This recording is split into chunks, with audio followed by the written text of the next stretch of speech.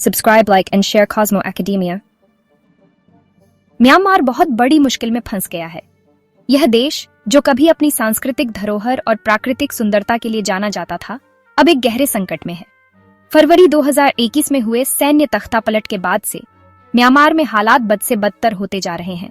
सेना ने लोकतांत्रिक रूप से चुनी हुई सरकार को हटा दिया और सत्ता पर कब्जा कर लिया। ये हिंसा और तकलीफों के चक्रव्यूह में फंस गया है। सड़कों पर विरोध प्रदर्शन हो रहे हैं और सेना की बर्बरता ने लोगों की जिंदगी को नर्क बना दिया है। कुछ समय के लिए पनपे लोकतंत्र के सपने चकनाचूर हो गए हैं। लोगों ने एक बेहतर भविष्य की उम्मीद की थी, लेकिन अब वे निराशा और भय के साए में जी रहे हैं। सेना ने एक बार फिर लोहे के हाथों से शासन करते हुए सत्ता की बागडोर संभाल ली है। सड़कों पर सैनिकों की गश्त और लोगों की आवाज को दबाने के लिए हर संभव प्रयास किया जा रहा है। दुनिया डर के मारे देख रही है, क्योंकि म्यांमार खून के आंसू रो रहा है। अंतर्राष्ट्रीय समुदाय की चिंता बढ़ती जा रही है, लेकिन कोई ठोस कदम नहीं उठाया जा रहा है। जो लोग एक बेहतर भविष्य का सपना देखने की हिम्मत कर रहे थे, वे एक बुरे सपने में फंस गए हैं। उनकी उम्मीदें टूट चुकी हैं और वे अंधकार में जीने को मजबूर हैं। हजारों लोग मारे गए हैं, गिरफ्तार किए गए हैं या विस्थापित हुए हैं। परिवार बिखर गए हैं और लोग अपने ही देश में शरणार्थी बन गए हैं। अर्थव्यवस्था बर्बाद हो चुकी है और हर गुजरते दिन के साथ उम्मीदें कम होती जा रही हैं। बाजार खाली हैं, लोग बेरोजगार हो गए हैं और गरीबी ने अपने पांव पसार लिए हैं। अंतर्राष्ट्रीय समुदाय असहाय दिखता है। संकट को हल करने के उसके सभी प्रयास विफल हो रहे हैं। कूटनीतिक प्रयासों के बावजूद कोई ठोस समाधान नहीं निकल पा रहा है।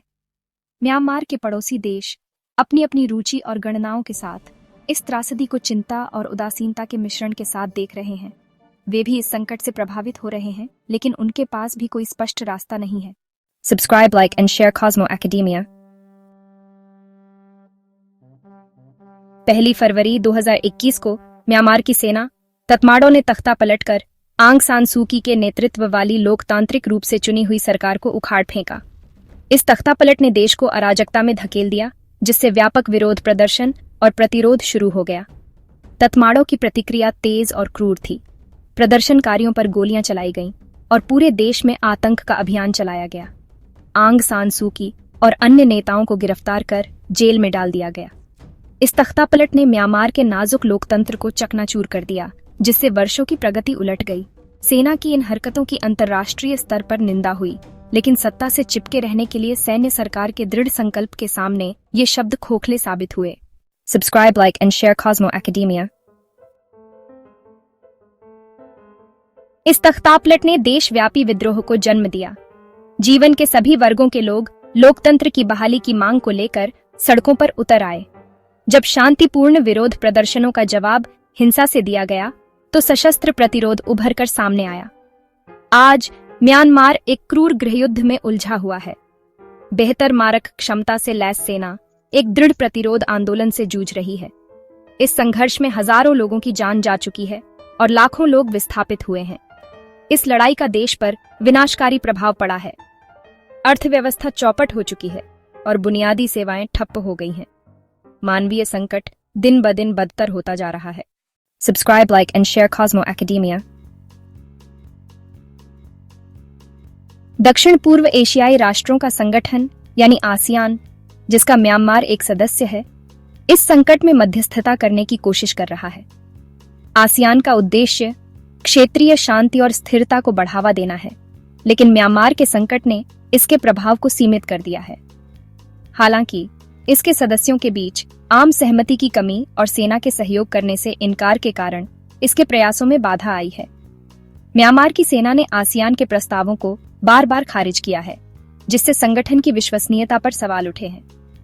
अप्रैल 2021 में आसियान की 5 सूत्रीय सहमति बनी थी, जिसमें हिंसा की तत्काल समाप्ति, मानवीय सहायता की अनुमति, सभी पक्षों के बीच बातचीत और मध्यस्थता की सुविधा के लिए एक विशेष दूत की नियुक्ति का आह्वान किया गया था। इस सहमति का उद्देश्य म्यांमार में शांति और स्थिरता बहाल करना था, लेकिन म्यांमार की सैन्य सरकार ने इस सहमति को लागू करने में बहुत कम दिलचस्पी दिखाई है। उन्होंने न केवल हिंसा को जारी रखा है, बल्कि मानवीय सहायता को भी बाधित किया है। सहमत बिंदुओं का पालन करने में इसकी विफलता के कारण आसियान के भीतर हताशा बढ़ रही है। आसियान के सदस्य देश अब इस संकट से निपटने के लिए और अधिक मजबूत दृष्टिकोण अपनाने का आह्वान कर रहे हैं। आसियान के नेताओं का मानना है कि अगर म्यांमार की स्थिति को नियंत्रित नहीं किया गया तो यह पूरे क्षेत्र की स्थिरता को खतरे में डाल सकता है। Subscribe, like and share Cosmo academia. भाग 5, चीन का संतुलन बनाने का कार्य। चीन, जो कि म्यांमार का शक्तिशाली पड़ोसी है, पर सैन्य सरकार का गुप्त रूप से समर्थन करने का आरोप है। बीजिंग के म्यांमार में महत्वपूर्ण आर्थिक और रणनीतिक हित हैं, जिसमें उसके बंदरगाहों और प्राकृतिक संसाधनों तक पहुंच शामिल है। हालांकि चीन ने हिंसा को समाप्त करने का आह्वान किया है, लेकिन उसने तख्तापलट की निंदा करने से परहेज किया है। इसने संयुक्त राष्ट्र में सैन्य सरकार पर प्रतिबंध लगाने के प्रयासों को भी अवरुद्ध कर दिया है। चीन का रुख उसकी अपनी गणनाओं से प्रेरित है।